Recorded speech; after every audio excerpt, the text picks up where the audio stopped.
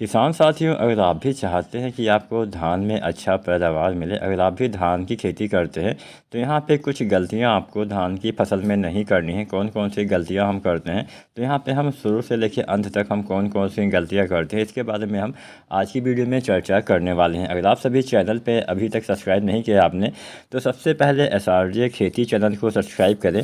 कोई भी सवाल हो नीचे कमेंट करें, वीडियो को लाइक ज़रूर करें। किसान साथियों, जो भी आपको पूछना हो, अगर आपको नहीं पता है, किसी भी फसल से संबंध में जानकारी चाहिए, तो नीचे आप कमेंट ज़रूर करिए। हम आपको उस कमेंट के माध्यम से ही उसका जवाब दे देंगे।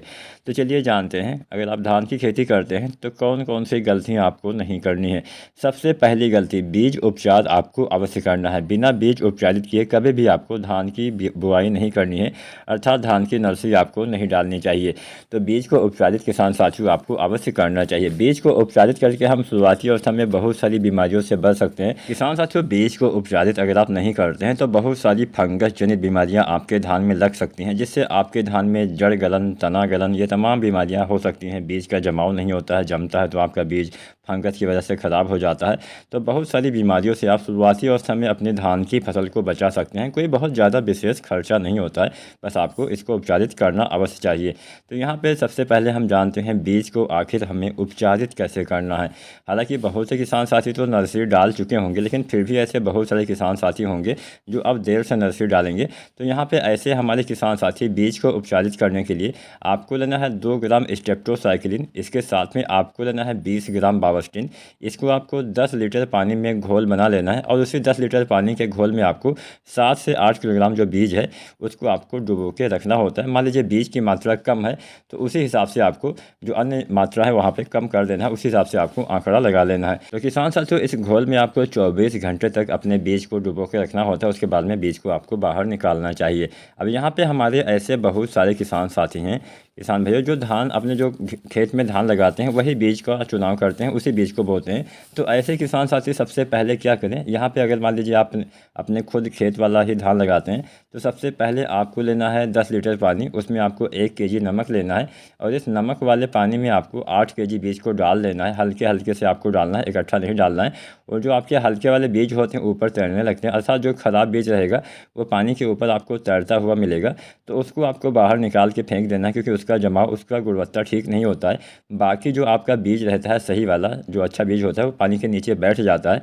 तो उस अच्छे वाले बीज को आपको निकाल के फिर से 2-3 बार अच्छे से, मतलब पानी से अच्छे से धुल लेना है, ताकि नमक आपके बीज में लगा ना रहे। तो ऐसे आप बीज को उपचारित, उसके बाद में यह जो मैंने आपको बताया 2 ग्राम स्टेप्टोसाइक्लिन और 20 ग्राम बावस्टिन से आपको फिर से बीज को उपचारित करना है। तो यहाँ पे हमने बीज उपचार का तरीका आपको बता दिया। बिना बीज उपचार के कभी भी आपको धान की बुआई नहीं करनी है। इसके बाद में समय से आपको खादों का इस्तेमाल करना है। किसान साथियों, अब यहाँ पे हम बहुत सारी गलतियाँ करते हैं। खादों के इस्तेमाल के समय बहुत सारी हम गलती कर देते हैं। तो सबसे पहले अगर आप DAP, NPK, SSP कुछ भी डालते हैं तो धान की रोपाई से पहले या फिर रोपाई करते समय ही आपको डाल देना है, बाद में नहीं डालना है। जितना जल्दी डालेंगे उतना अच्छे से लाभ मिलेगा। आखिर हम खाद का तो इस्तेमाल करने ही वाले हैं, तो अगर आप रोपाई के समय ही खादों का इस्तेमाल कर दें तो वो सबसे अच्छा रहने वाला है। तो आपको अपने धान की फसल में समय से खादों का इस्तेमाल करना है। रोपाई के 3 दिन के भीतर अधिकतम आपको खादों का इस्तेमाल किसान भाइयों कर देना चाहिए। अगर हम बात खादों की कर रहे हैं तो यहाँ पे 1-2 सावधानी भी आपको बरतनी है। कभी भी आपको धान की रोपाई के समय जिंक खाद का इस्तेमाल नहीं करना है। जिंक का इस्तेमाल रोपाई के हमेशा 20 दिन के बाद, अर्थात जब आप पहली बार खाद डालते हैं उसके 20 दिन के बाद डालना होता है। क्यों डालना होता है? क्योंकि आप रोपाई के समय या तो DAP डालेंगे या NPK डालेंगे या SSP डालेंगे, सभी में फास्फोरस होता है और फास्फोरस की किसी भी फॉर्मेट के साथ में आपको कभी भी जिंक ना तो 21% वाली डालनी है और ना ही 33% वाली जिंक का इस्तेमाल करना है। अर्थात जिंक का इस्तेमाल आपको फास्फोरस के साथ नहीं करना होता है।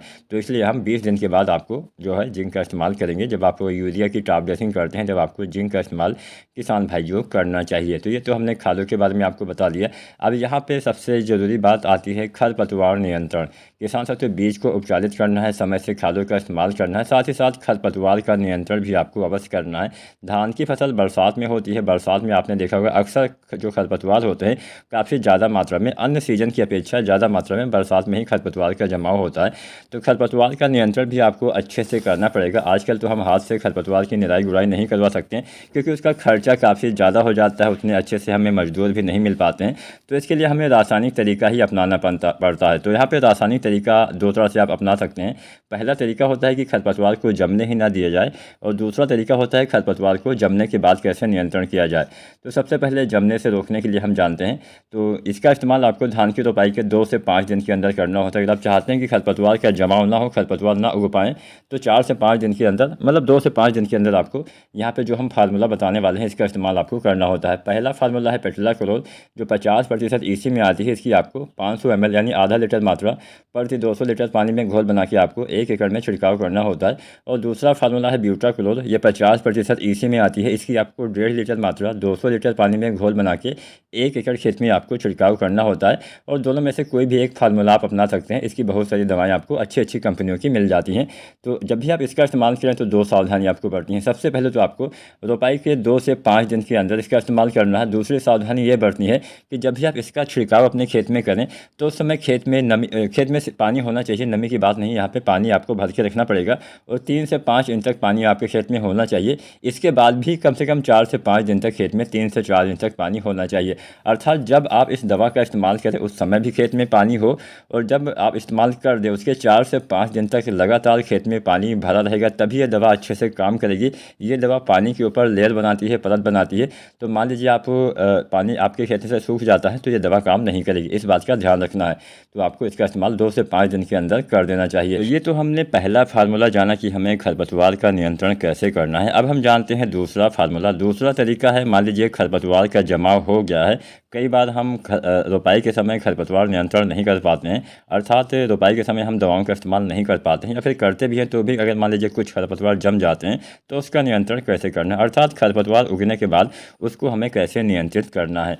तो जब आपके धान की फसल में जो खरपतवार है 2 से 5 पत्तियों के बीच में हो जाएं तो इस अवस्था में आपको इसका नियंत्रण करना होता है। और इसके लिए आपको एक फार्मूला अपनाना है, बिस्पायरी बैग सोडियम। बिस्पायरी बैग सोडियम जो आता है 10% SC में, इसकी आपको 80 ml मात्रा 200 लीटर पानी में घोल बना के 1 एकड़ खेत में आपको छिड़काव करना होता है। और इसका छिड़काव के साथ साथियों आपको धान में जब आपके जो खरपतवार है 2 से 5 पत्तियों के हो जाए तब करना चाहिए। और इसके छिड़काव के समय भी आपको 1-2 सावधानी बरतनी होती है।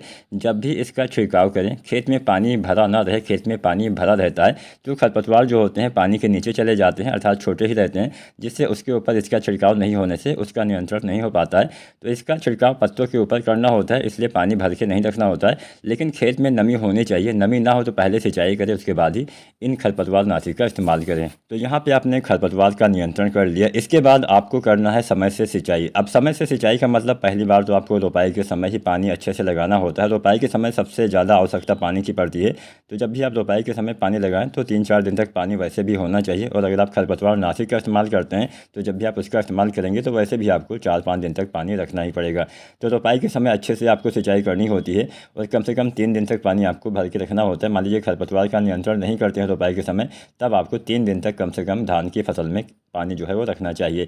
इसके साथ साथ किसान साथियों आपको क्या करना है, इसके साथ साथ बहुत सारी ऐसी अवस्थाएं होती है जब भी सिंचाई की ज़्यादा आवश्यकता पड़ती है। जैसे धान में कल्ले निकलते समय, पौधे की बढ़वार वाला समय यानी पौधे जब बड़े होते हैं उस समय। इसके साथ साथ गबोड़ अवस्था, बालियाँ निकलने वाली अवस्था, फ्लावरिंग वाली अवस्था, दाने भरने वाली अवस्था। तो ये कुछ ऐसी अवस्थाएँ होती हैं जब पानी की सबसे ज़्यादा आवश्यकता आपके धान की फसल को पड़ती है। और इस समय आपको सिंचाई अगर आप नहीं करेंगे, इस समय खेत में पानी की कमी हो जाती है तो उत्पादन में भारी कमी आपको देखने को मिल जाएगी। तो इसलिए आपको सिंचाई जो है समय समय पे करते रहना चाहिए। इसके साथ साथ आप ग्रोथ प्रमोटर भी डाल सकते हैं। बाज़ार में बहुत तरह से ग्रोथ प्रमोटर आपको देखने को मिल जाते हैं। सागरिका आती है, सागरिका Z++ सागरिका गोल्ड आती है। तो रोपाई के समय 10 kg आप दोनों में से कोई एक डाल सकते हैं। आप सागरिका लिक्विड डाल सकते हैं पहली बार कल्ले निकलते समय, दोबारा से गबोड़ अवस्था में बाली आने से पहले। और सागरिका लिक्विड 250 से 500 ml पर एकड़ तक आपको डालना होता है। तो सागरिका डालते हैं तो आपको क्या मिलता है कि आपके पौधे के जड़ों का विकास अच्छे से होता है, पौधे में अच्छी ग्रोथ होती है, अच्छे कल्ले आते हैं और बाद में आपको अच्छा उत्पादन भी किसान साथियों देखने को मिल जाती है। तो सागरिका वगैरह फिर जो भी आपको पसंद है वो आप ग्रोथ प्रमोटर डाल सकते हैं, आप बायोबीटा डाल सकते हैं, अन्य बहुत सारे आते हैं। तो जो भी आपको अच्छा सस्ता मिले उसका इस्तेमाल किसान साथियों आपको कर देना चाहिए। अब यहाँ पे एक गलती आपको और नहीं करनी है। जब आपके धान में फ्लावरिंग की अवस्था आती है, फूल आते हैं, उस समय कुछ भी चीज़ आपको छिड़काव नहीं करनी है। अगर आप कुछ भी डालते हैं तो पॉलिनेशन सही से नहीं होता है, जिससे दाने का भराव सही से नहीं होता है। तो इस बात का ध्यान रखना है। धान की फसल में बोरोन आप डालिए, NPK 19-19-19 डालिए। बोरोन आपको गबोट अवस्था में बाली आने से पहले डालना होता है। इसके इस्तेमाल से पॉलिनेशन अच्छे से होता है, जिससे दाने का भराव बाद में सही ढंग से हो पाता है। आप NPK 19-19-19 लगभग 25 से 30 दिन पर 1 से 1.5 kg डाल सकते हैं, जिससे कल्ले का निर्माण, विकास, फुटाव अच्छे से होगा। जड़ों का विकास किसान साथियों अच्छे से होता है। इसके साथ साथ 052-34 हम गबोट अवस्था में डालते हैं। जब आप बोरोन डालिए तो उसी के साथ में आपको NPK 052-34 भी 1 से 1.5 kg धान की फसल में बालियाँ आने से पहले किसान साथियों डाल देना होता है, जिससे आपकी बालियाँ अच्छी आती है। इसके बाद में जब बालियाँ निकल आती हैं, जब दाने का भराव होता है, उस समय आपको NPK 0050 का इस्तेमाल किसान साथियों कर देना चाहिए। तो यहाँ पे जो भी हमने बातें बताई, अगर आप सही ढंग से इन सभी का ख्याल रखते हैं, ध्यान रखते हैं, ये गलती नहीं करते हैं, तो आप भी धान में अच्छी पैदावार ले सकते हैं। शुरुआत में आपको कल्ले बढ़ाने पे फोकस करना है, इसके बाद में हमें